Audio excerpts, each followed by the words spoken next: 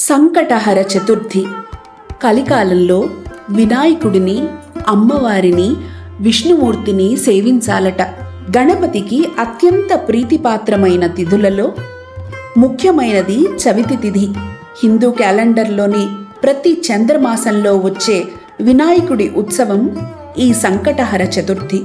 పౌర్ణమి కృష్ణపక్షం తరువాత ప్రతి 4వ రోజు చతుర్థి వస్తుంది. ఈ చతుర్థి మంగళవారం నాడు వస్తే దానిని అంగారక సంకటహర చతుర్థి అంటారు.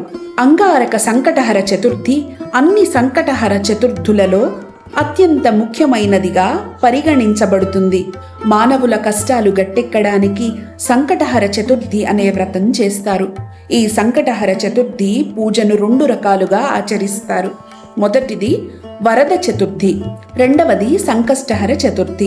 అమావాస్య తరువాత వచ్చే చవితి రోజున చేసే వ్రతము వరద చతుర్థి అని, పౌర్ణమి తరువాత వచ్చే చతుర్థి రోజున చేసే వ్రతమును సంకష్టహర చతుర్థి లేదా సంకటహర చతుర్థి అంటారు.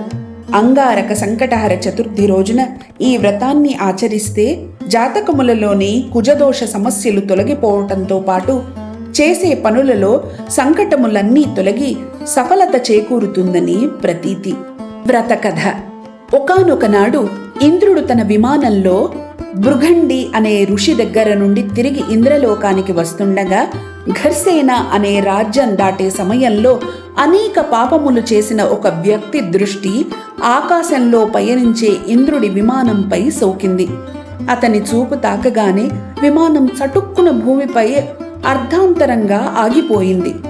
విమానం యొక్క అద్భుతమైన వెలుగుకి ఆశ్చర్యచకితుడైన ఆ దేశపు రాజు సురసేనుడు ఏమైంది అని అడుగగా ఇంద్రుడు, ఓ రాజా, మీ రాజ్యంలో పాపాలు అధికంగా చేసిన ఒక వ్యక్తి దృష్టి వలన ఈ మార్గ మధ్యములో ఆగిపోవలసి వచ్చింది అన్నారు. దానికి రాజు, మరి పరిష్కారం ఏమిటి అని అడుగగా, ఈరోజు పంచమి, నిన్న చతుర్థి, నిన్నటి రోజున ఎవరైతే ఉపవాసం చేస్తారో వారి పుణ్యఫలాన్ని నాకిస్తే నా విమానం కదులుతుంది అని చెప్పాడు ఇంద్రుడు. దీనితో సైనికులందరూ రాజ్యమంతా అన్వేషించగా దురదృష్టవశాత్తు ఒక్కరు కూడా ఉపవాసం ఆచరించిన వాళ్ళు దొరకలేదు.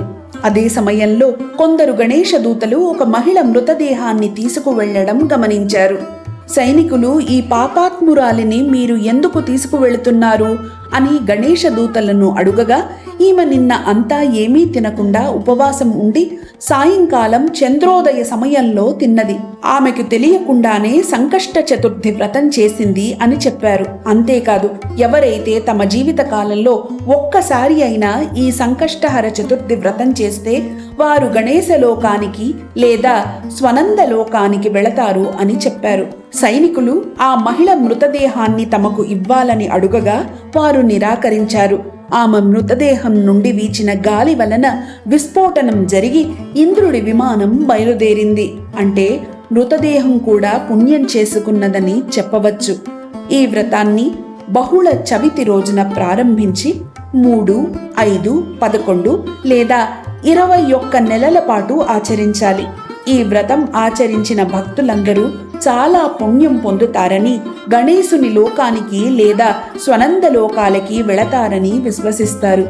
సంకష్టహర చతుర్థి నాడు ఉపవాసం ఉండి చంద్రదర్శనం తరువాత భోజనం చేసి ఆ గణేశుని ప్రార్థిస్తే అన్నీ శుభాలే జరుగుతాయి, సంకటాలన్నీ తొలగిపోతాయి.